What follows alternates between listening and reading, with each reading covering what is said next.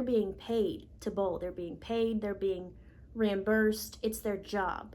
What does this mean for them? Like, hello, does anybody see what's going on? Hello, everybody. Welcome to the Sarah Klassen channel, or welcome back to the Sarah Klassen channel.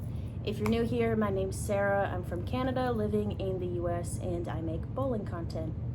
Today's video is not a fun one. Take me to Candyland, ooh, take me to Candyland. Sweeter than sugar, you doing that dancey dance. This is not planned. I don't have any notes or anything. I just wanted to make a quick video talking about some of the news in the bowling world today in the past couple weeks that has come out that makes me really sad. Again, a bit more about myself. I'm from Canada. I've bowled for Team Canada for 7 years between the youth and adult team. I'm newer to the adult team, but as a youth bowler, that's really what kickstarted my career competitively, as opposed to local tournaments, and got me involved with college bowling and recruiters, and was just a huge part of my life. International tournaments, whether it was the Tournament of Americas, the PabCon Youth, or the first World Championships I got to experience, which was in 2021 in Dubai. It's all of great significance to me. I value international competition at the highest rank, truthfully. Not only does it give you the experience to travel somewhere new, to meet bowlers from other countries who you're bound to get along with because you all have something in common, the experience it brings, the competition it brings. It's amazing, it really is. And I feel like that is being almost completely stripped away, and it is absolutely heartbreaking. And let's talk about why. I guess this is 2 minutes of me just talking about how important it is to me, but so you know, if you haven't got the experience to participate in, it is really unlike anything else you'll ever experience, because it's the only time you'll have all of these countries in one place competing and experiencing international competition together. So first things first, we have the IBF World Championships, and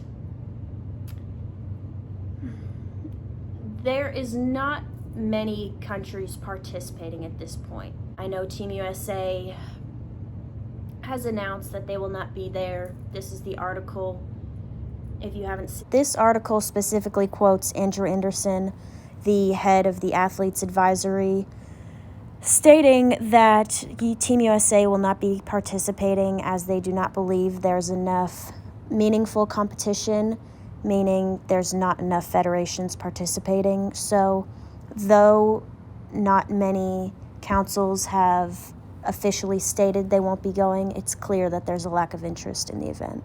And they mentioned due to the extremely high cost of participating in this tournament, as well as timing issues and just not having enough time to prepare, etc. Note, this event is happening in Kuwait, or it still is happening. It's in Kuwait, which is other side of the world if you're in North America, which we are. Team USA is, Team Canada is. And I also saw today that Team Italy posted this. They will also not be there. And it just seems like one country at a time is announcing, we won't be there, we won't be there. I'm not sure who is going at this point, truthfully. I'm really not.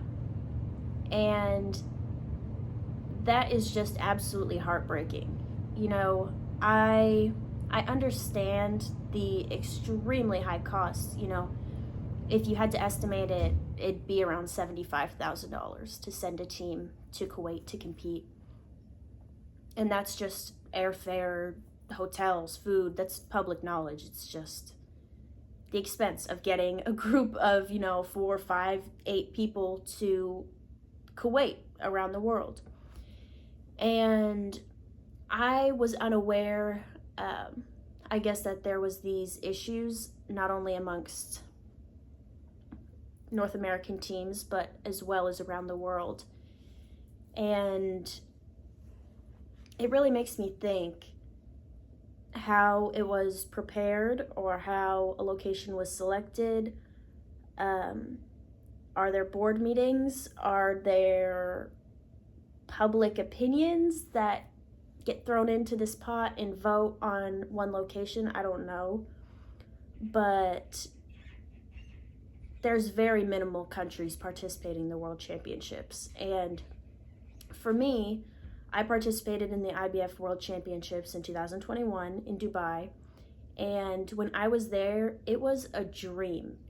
The media coverage was some of the best coverage of bowling I've ever seen. The quality, like, this is a reel that was posted. Give me some space, it's about to go down.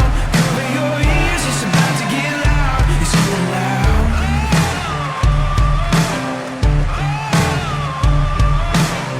I set a fire to the night, just to watch it burn. I'll pick a fight and cause a scene, just to make it hurt. I'll feel the flame so I can take it higher. Gonna set a fire to the night, to the night, yeah. The quality, they made you feel like a professional athlete. Like, I remember when I made the TV show for the singles event, walking into the Dubai Expo, which is a huge event that the traffic they have is insane. People everywhere. Think of walking into like Canada's Wonderland or Disneyland. That's what it felt like. And we had photographers following us the whole time, like paparazzi. Just the way they made you feel was like, wow, I'm an athlete. I'm appreciated. And the experience, the venue, the hosts, the hotel, everything was beautiful. It was amazing. I got to travel around a country that I will probably never have the opportunity to visit again, truthfully. And then afterwards, you know, that press release comes out. I don't even want to get into detail in it. I'm not here to bash anybody or blame anybody. I'm just an outlet. I'm stating these events and explaining why they're very upsetting.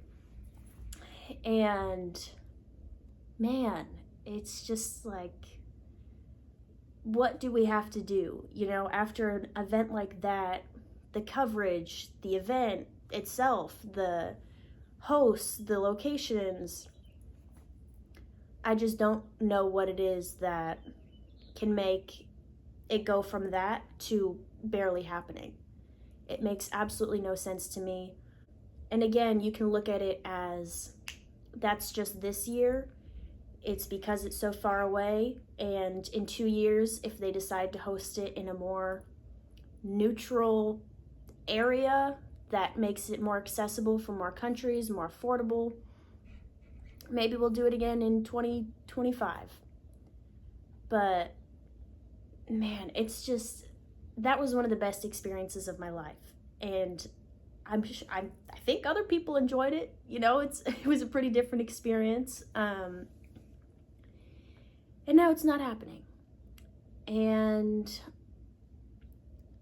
it's just absolutely heartbreaking. That's really all I have. And not only that, I get on Facebook this morning, which is normally the first problem, and I see this article that the entire sport of bowling has been cut from the World Games, which at this point is our version of the Olympics.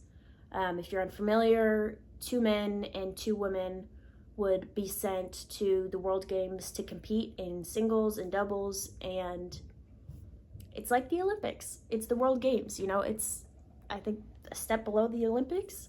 It was the biggest world stage that the sport of bowling had gone. And I know I have to interrupt myself and say that it's not everybody's goal to bowl internationally, but I don't think people understand the significance that the world stage has on the sport of bowling. If you're in the United States, it's easy to say, oh, I don't care about world competition. I have USBCs and nationals and all of these tournaments that other countries don't have, where international competition was their highest level. You look in some countries, they're being paid to bowl. They're being paid, they're being reimbursed. It's their job. What does this mean for them? Wow, I hadn't even thought about that yet. It's just heartbreaking. It's absolutely heartbreaking. And now I think of it, okay, I'm on Team Canada, but what does that mean? Do we just have Pan American competition and that's it?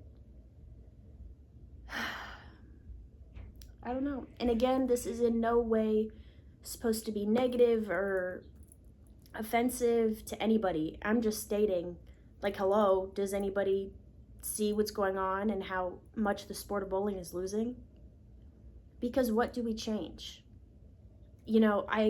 I hear people talking when they don't decide to continue professionally. Some of the best bowlers at the youth or collegiate level, it's like, why aren't you going to continue? Why aren't you going on tour? Not enough money, too much money, too expensive, right?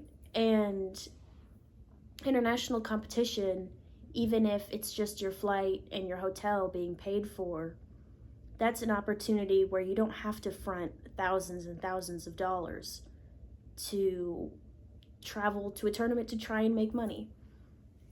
It's just, the international competition of bowling is just so different than anything you could ever experience. And I don't know how many times I can reiterate that. But again, seeing all types of different bowlers, different types of people from different countries around the world where you can all relate based on your love of a sport is just unmatched. And that's why, like, the World Championships, for example, were only once every 2 years. World Games, I'm not sure how often that came around, but it's not every year. But for a lot of people, that's what they work for. That's what they train for. That's what they're paid to do. Looking around the world, not specifically talking about my country, but I just want to get a conversation started, and I wanted to express how grateful I am for international competition and how heartbreaking it is to lose these couple opportunities.